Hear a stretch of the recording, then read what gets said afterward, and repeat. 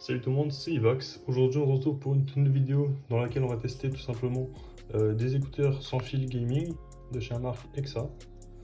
Du coup c'est les GT1 et on va tester ça tout de suite, on va unboxer et je vous ferai un petit compte rendu après 1 ou 2 semaines de test. Juste avant de la vidéo, je tenais à vous préciser que cette vidéo est sponsorisée par le site casefan.com. Casefan.com c'est tout simplement un site de vente en ligne de clés, ils vendent des clés Windows 10 ou Windows 11 et tout un tas d'autres clés. Alors vous avez moins 25% sur les clés Windows avec le code qui s'affiche sur votre écran.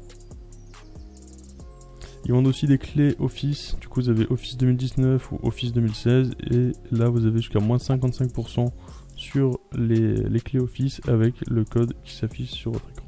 Sinon je vous invite vraiment à aller faire un tour sur leur site parce qu'ils vendent un tas de choses, vraiment vous avez plein de jeux.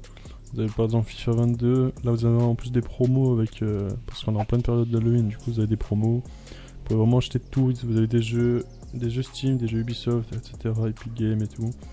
Vous avez même des softwares et des antivirus. Voilà, si jamais ça vous intéresse, je vous mets tous les liens dans la description. N'hésitez pas à aller faire un tour. Sur ce, moi je vous laisse sur la vidéo.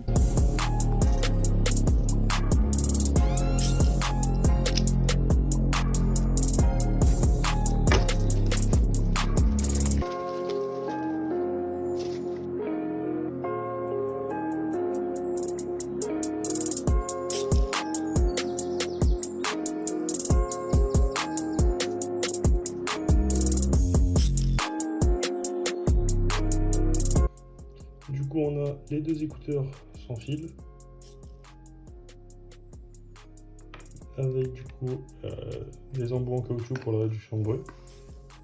Tac, voilà. Et on a quoi d'autre dans la boîte? On a un petit câble juste ici.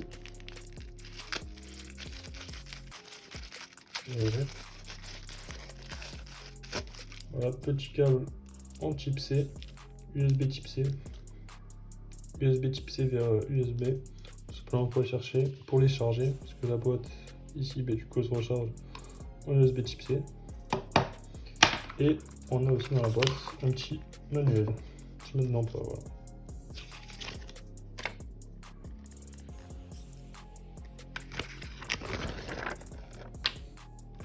Du coup, je vais tester ça sur une semaine et je vous donnerai mon avis. One eternity later. Du coup, voilà les gars, on se retrouve pour le compte rendu. Du coup, une semaine après, du coup, je les ai testés. Ils sont pas mal, honnêtement. Et je me suis aussi rendu compte que dans la boîte, du coup, il y avait d'autres embouts pour adapter du coup justement à son oreille. Du coup, là, on a les embouts qui sont directement fournis avec. Et là, on a les deux autres types d'embouts qui sont fournis aussi dans la boîte. J'avais pas fait gaffe, c'était dans le petit truc en plastique. Du coup ici on peut voir tout simplement la latence qui est de 38 ms. Du coup c'est pas mal pour les jeux vidéo par exemple. Parce que c'est des écouteurs gaming, faut savoir de base. Mais c'est aussi pas mal pour écouter de la musique. Du coup ici on a l'autonomie qui est... Déjà on a la batterie qui est de 500 mAh avec ce boîtier qui va tout simplement les recharger lorsque vous les mettez à l'intérieur. Voilà. Du coup ça c'est 500 mAh et on a 50 mAh dans chaque écouteur il me semble. On va regarder ça tout de suite. Tac, ouais. Donc dans chaque truc on a 50 mAh et la boîte ici de charge c'est 500 mAh. Ce qui fait environ 30 heures d'autonomie en utilisation. Du coup au niveau de la qualité sonore, c'est presque pareil que les AirPods Pro. La réduction de bruit avec les embouts là elle marche bien. Honnêtement c'est presque pareil que les AirPods Pro. Juste le petit bémol c'est qu'il n'y a pas moyen de la désactiver tout simplement. Vu que ça se fait directement avec les embouts en fait.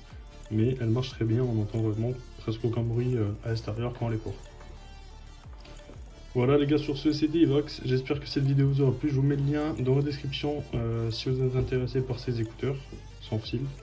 Sur ce c'était Ivax, peace. What comes around goes around, you will never know. Light me up in the sky while you dying slow.